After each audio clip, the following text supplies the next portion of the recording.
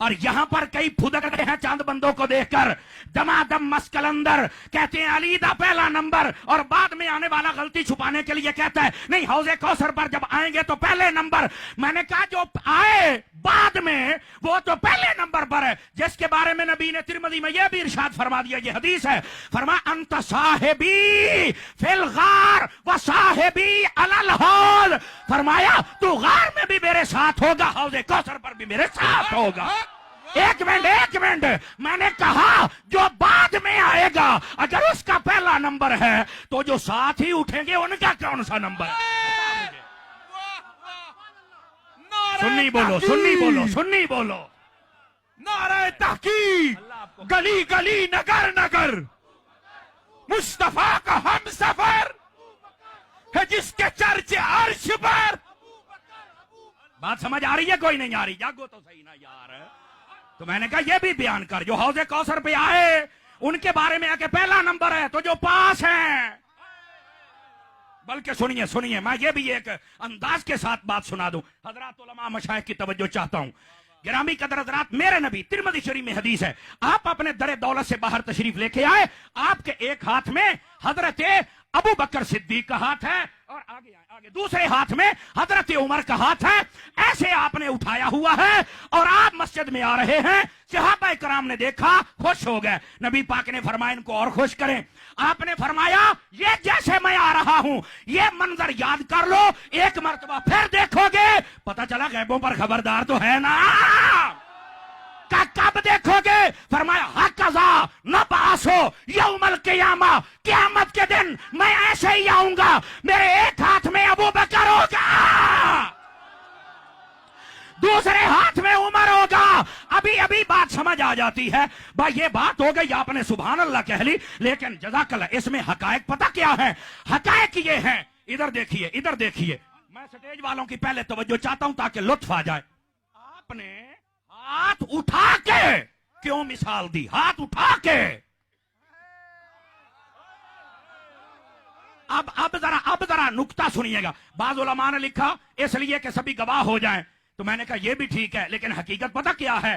اب میں چونکہ اعلی حضرت کا ملانگو، حضرت عطار کا مرید ہوں، تو ذرا یہ نکتہ بھی سنیے، اور فیضان مدینہ کے پاس بیٹھ کر تو مجھے اور ہی لطف آ رہا ہے آج۔ کئیاں نے ہاتھ تھلے رکھے نے انج نہ کر، آپ نے ہاتھ اس لیے اٹھائے تاکہ لوگوں کو یہ پتا چل جائے غدیر خم کے مقام پر علی کا اگر ہاتھ اٹھایا ہے اسے بھی بیان کرو، مسجد نبوی میں ابو بکر و عمر کا اٹھایا ہے اسے بھی بیان کرو۔ اوے بولو، ہاتھ اٹھا کے ذرا محبت کے ساتھ بولو،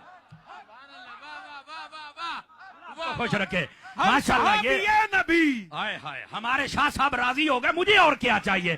ذرا تکڑے ہو کے بیٹھنا اور اس جملے کو ذرا سمجھنے کی کوشش کرنا۔ ایک تو یہ کہ حضرت علی کا ہاتھ اٹھایا وہ بھی بیان کر، اور یہ سنی بیان کر سکتا ہے۔ آواز پھر کمزور ہو گئی ہے سرکار، آواز کمزور ہو گئی ہے، جاگی وہ کھڑے ہونے والے بھی توجہ فرمائیے۔ اور دوسری بات ادھر دیکھنا، ہاتھ پکڑنے کی ایک اور مثال بھی ہے۔ آپ چلے جاتے ہیں کسی وڈیرے کے ڈیرے پر، اس نے رکھے ہوئے ہیں کتے، آپ جب پہنچے کتے نے بھونکنا شروع کر دیا، ابے بھونکے گا تو صحیح نا، بچہ کس کا ہے؟ بھونکے گا تو صحیح نا۔ اچھا وہ آپ کو کاٹنے کے لیے بھاگا، آپ چلے گئے، دوسرے دن آپ نے فون کیا بھائی یار میں تیرے ڈیرے پہ آنا چاہتا ہوں، کل تو مجھے کتے بھونک رہے تھے، وہ کہتا ہے اب آ جاؤ، آپ گئے، وہ باہر آیا، اس نے آ کے آپ کا ہاتھ پکڑ لیا ایسے، اب کراچی آڑے ہو چس آ جاوے، چس پتہ چل جائے دیوانے بیٹھے ہیں۔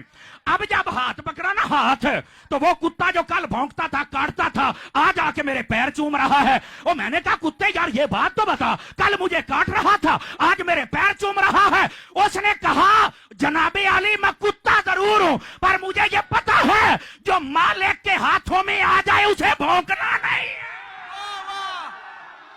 نعرہ تحقیق، نعرہ تحقیق، ہر صحابی نبی، ہر صحابی نبی، ہر صحابی نبی۔ سمجھ آ رہی ہے جناب؟ اس لیے ہاتھ پکڑ کے مثال دی۔ تو میں نے کہا سنی تو ہے ہی وہ جو وہ بھی بیان کرے یہ بھی بیان کرے۔ مجھے چلتے چلتے یہاں ایک اور بات یاد آ گئی، میں حدیث سنا دوں۔ نبی پاک علیہ السلام نے فرمایا کوئی نبی ایسا نہیں جس کو اللہ نے 2 وزیر نہیں دیے، فرمایا مجھے 4 عطا فرمائے ہیں۔ توجہ فرما، دو زمینوں میں ہیں، دو آسمانوں میں ہیں. آسمانوں والے جبرائیل و میکائیل ہیں اور زمین والے ابو بکر و عمر ہیں. میں نے کہا یہ حدیث ہو گئی، سبحان اللہ ہو گئی، لیکن میں چونکہ اعلی حضرت کا ملانگو رضوی نکتہ، اب پتا چلتا رضوی نکتہ کیا ہے. میں نے کہا پہلے یہ بتا کتنے وزیر ہیں؟ کہتا جی 4، پہلوں کے 2. تو میں نے کہا پتا چلا وزیر ہوتے ہیں بادشاہ کے، پہلے نبی بھی بادشاہ تھے پر ان کے وزیر 2 تھے کیونکہ ان کی سلطنت چھوٹی تھی. میرے نبی کی سلطنت بھی بڑی ہے، وزیر بھی زیادہ ہیں. اچھا یہ بات، سلطنت بھی بڑی، وزیر بھی زیادہ. پر یہاں پر ایک اور رضوی نکتہ آئے، ایک اور. کیمرے والے بیٹھ میرا بیٹا، بیٹھ میرا بیٹا، جلدی کر، ہو گئی تصویریں اینی بڑیاں نے نا، مینوں ویکھے ہویا پہلے. اب میری بات سن لے، یہ سٹیج والے یہ حضرات نہیں بول رہے، تکڑے ہونا ذرا. دوسرا نکتہ یہ ہے، یہ آپ سنیں گے تو لطف آئے گا. میں نے کہا جو آسمانوں والے دونوں وزیر ہیں، بتائیے وہ زندہ ہیں یا مردہ ہیں؟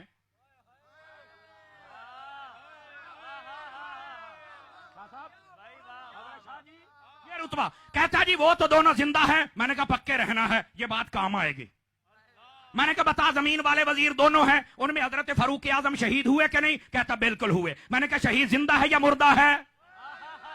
کہتا وہ بھی زندہ ہے. میں نے کہا چلو یہ بھی زندہ ہے، یاد رکھنا کام آئے گی بات.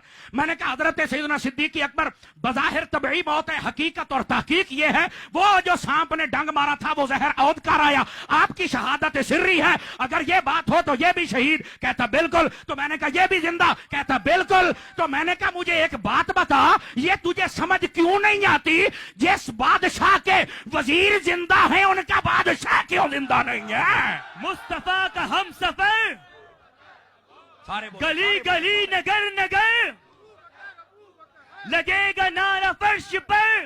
نے کہا پھر فاضل بریلوی نے صحیح کہا، تو زندہ ہے واللہ، تو زندہ ہے واللہ، میرے چشم عالم سے چھپ جانے والے. یہ اصل عقیدہ ہے. بات سن سنا کے آگے چلے جانا، بیچ میں سے عقیدے کے پھول آ جائیں تو دل کی اجڑی ہوئی کلیاں بھی سال تک کے لیے آباد ہو سکتی ہیں.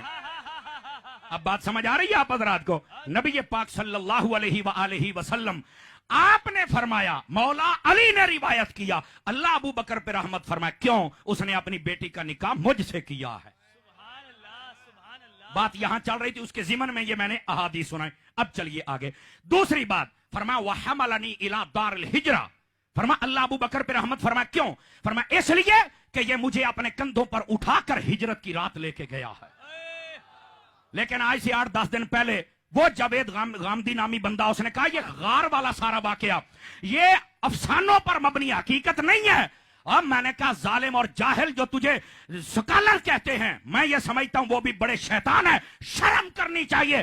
ایسا بدماش بندہ جو دین اور قرآن کی کھلی بغاوت کرے، میرے ملک کے اداروں کو چاہیے اس کو لگام ڈالیں. کیوں؟ غار افسانہ نہیں، چونکہ رب نے قرآن میں فرمایا سان یسنین اذہما فی الغار. اللہ نے غار کا ذکر قرآن میں کیا ہے. نص قرآن سے جو بات ثابت اس کا انکار کر رہا ہے. ایسا انکار کرنے والا تو کافر ہوتا ہے. علماء سے پوچھ لیں، ایسے بدبخت کتے کو لگام ڈالو. کئی ٹی ویوں پر بٹھانے کی ضرورت نہیں ہے. اور دوسری بات، یہ غار والا واقعہ اگر افسانہ ہوتا تو نبی پاک یہ واقعہ یاد کر کے ابو بکر کو دعا تو نہ دیتے. یہ دعا دی اس لیے ہے کہ یہ واقعہ ٹھیک ہے. اور مفتی احمد یار خان نعیمی گجراتی نے کمال کر دیا. فرماتے ہیں لوگوں پتہ ہے کتنی منزل تک اٹھا کے لے کے گئے تھے نبی کو؟ کہا نہیں. فرمایا 13 میل تک نبی کو اٹھا کے لے کے گئے تھے. سبحان اللہ سبحان اللہ سبحان اللہ. کیا کہنے ہیں؟ میرا آواز کمزوروں والی ہے آپ حضرات کی جناب. اور جناب چڑھائی تھی چڑھائی، آج تو سیڑھیاں بن گئی. 1450 سال پہلے رات کا وقت اور بندہ اٹھا کے لے جائے، وہ بھی نبی کو. اور نبی بھی وہ جس کو حضرت علی المرتضیٰ نے کہا تھا آپ میرے کندھوں پہ آ جائے. فرمایا علی تو مجھے نہیں اٹھا سکتا. آج وہی ہے جو صدیق کے کندھوں پہ آ رہے ہیں. مصطفیٰ کا ہم ایک سفر. منٹ، اس کا یہ مطلب نہیں ہے کہ علی کا رتبہ کم ہو گیا. نہ وہ نبی ہے، وہ جسے چاہے اعزاز عطا